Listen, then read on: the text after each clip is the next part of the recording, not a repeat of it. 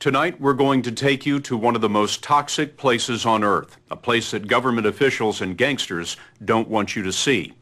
It's a town in China where you can't breathe the air or drink the water, a town where the blood of the children is laced with lead. It's worth risking a visit because much of this poison is coming out of the homes, schools, and offices of America.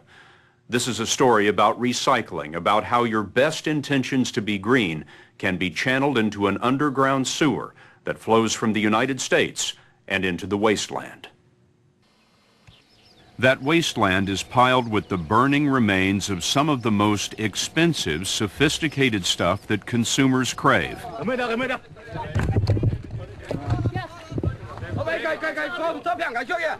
And we discovered that the gangs who run this place wanted to keep it a secret. He said if we don't leave, we may get beaten up. What are they hiding? The answer lies in the first law of the digital age. Newer is better. In with the next thing and out with the old TV, phone, or computer. All of this becomes obsolete electronic garbage called e-waste. You know, my computer seems like such a smooth, clean machine. What's inside it?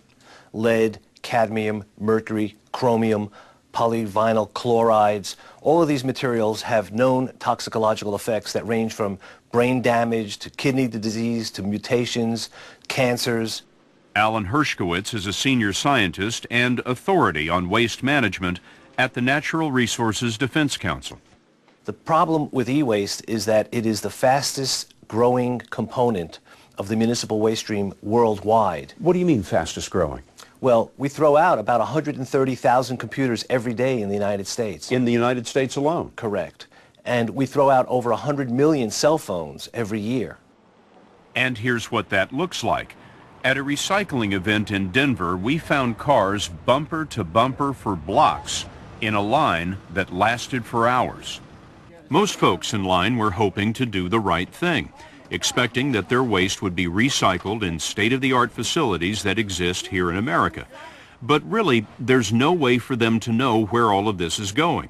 The recycling industry is exploding, and as it turns out, some so-called recyclers are shipping the waste overseas where it's broken down for the precious metals inside. Executive Recycling of Englewood, Colorado, which ran this event, promised the public on its website, your e-waste is recycled properly, right here in the U.S., not simply dumped on somebody else. That policy helped Brandon Richter, the CEO of Executive, win a contract with the city of Denver and expand operations into 3 western states.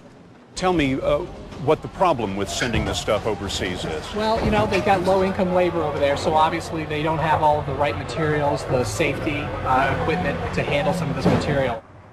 Executive does recycling in-house, but we were curious about shipping containers that were leaving its Colorado yard.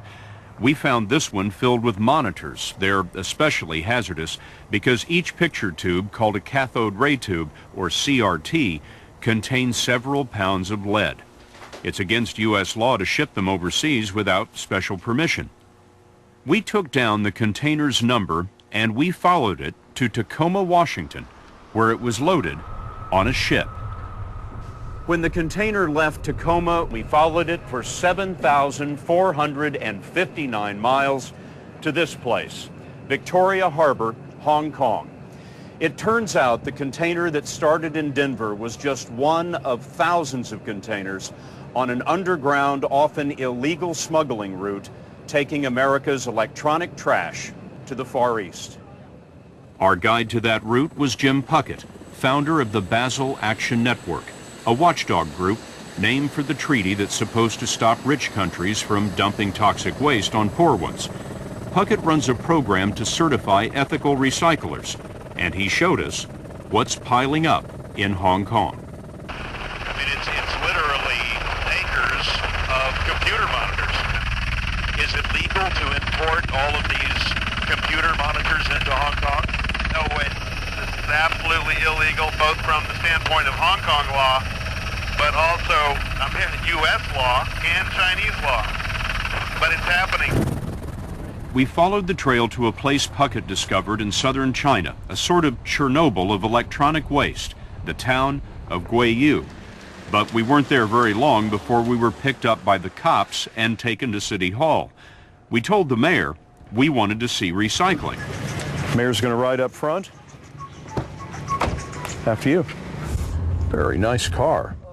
So he personally drove us to a shop. Let me explain what's happening here. We were brought into the mayor's office, and the mayor told us that we were essentially not welcome here, but he would show us one place where computers were being dismantled, and this is that place, a pretty tidy shop. The mayor told us that we would be welcome to see the rest of the town, but the town wouldn't be prepared for our visit for another year. So we were allowed to shoot at that location for about 5 minutes. And we're back in the mayor's car, headed back to City Hall, where I suspect we'll be given another cup of tea and sent on our way out of town, with a police escort, no doubt. And we were. But the next day, in a different car on a different road, we got in. This is really the dirty little secret of the electronic age. Here's a CRT stand. Oh, yeah. So they've been dismantling the CRTs There's as well. A little bit of everything in here, and this is the place where they're clearly doing the burning. Greenpeace has been filming around Guiyu and caught the recycling work. Women were heating circuit boards over a coal fire, pulling out chips and pouring off the lead solder. Men were using what is literally a medieval acid recipe to extract gold. Pollution has ruined the town. Drinking water is trucked in. Scientists have studied the area and discovered that Guiyu has the highest levels of cancer-causing dioxins in the world. They found that pregnancies are 6 times more likely to end in miscarriage, and that 7 out of 10 kids have too much lead in their blood. Open, uncontrolled burning of plastics, chlorinated and brominated plastics, is known worldwide to cause the emission of polychlorinated and polybrominated dioxins. These are among the most toxic compounds known on Earth. We have a situation where we have 21st century toxics being managed in a 17th century environment. The recyclers are peasant farmers who couldn't make a living on the land. Destitute, they have come by the thousands to get $8 a day. Greenpeace introduced us to some of them. They were afraid and didn't want to be seen. But these are the hands that are breaking down America's computers. The air I breathe in every day is so pungent, I can definitely feel it in my windpipe and affecting my lungs. It makes me cough all the time. If you're worried about your lungs and you're burning your hands, do you ever think about giving this up? Yes, I've thought of that. And why don't you? Because the money's good. It struck me, talking to those workers the other day, that they were destitute and they're happy to have this work. Well, desperate people will do desperate things. But we should never put them in that situation. You know, it's a hell of a choice between poverty and poison. We should never make people make that choice. Oh my goodness, look at the ash river here. Oh my goodness.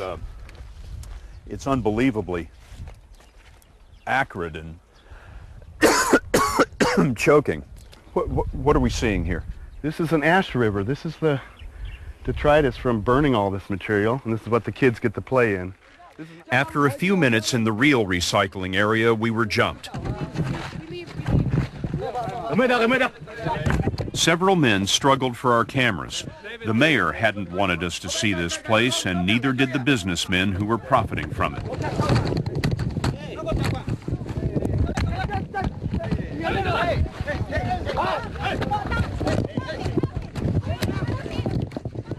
They got a soil sample that we had taken for testing, but we managed to wrestle the cameras back.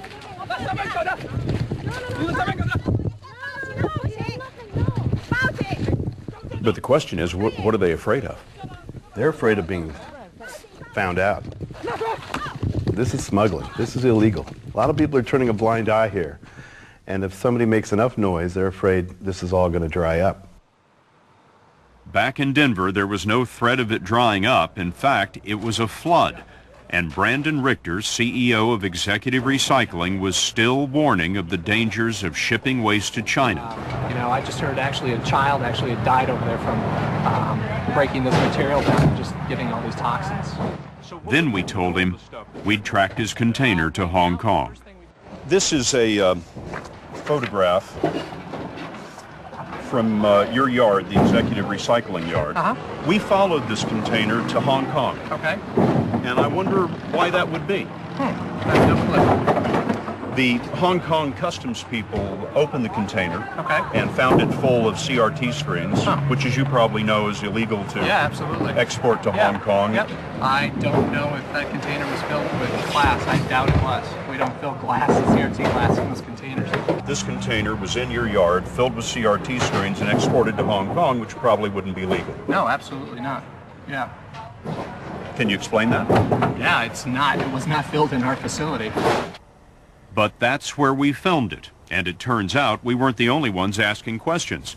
Hong Kong Customs intercepted the container and sent it back to Executive Recycling, Inglewood, Colorado. The contents were listed as waste, cathode ray tubes. U.S. Customs x-rayed the container and found the same thing. We showed Richter the evidence, and later, his lawyer told us that the CRTs were exported under Executive Recycling's name, but without the company's permission. I know this is your job, but unfortunately, you know, when you attack small business owners like this and you don't have all your facts straight, it's unfortunate. You know, you can. But here's one more fact. The Federal Government Accountability Office set up a sting in which U.S. investigators posed as foreign importers. Executive Recycling offered to sell 1,500 CRT computer monitors and 1,200 CRT televisions to the GAO's fictitious broker in Hong Kong. But Executive Recycling was not alone. The GAO report found that another 42 American companies were willing to do the same.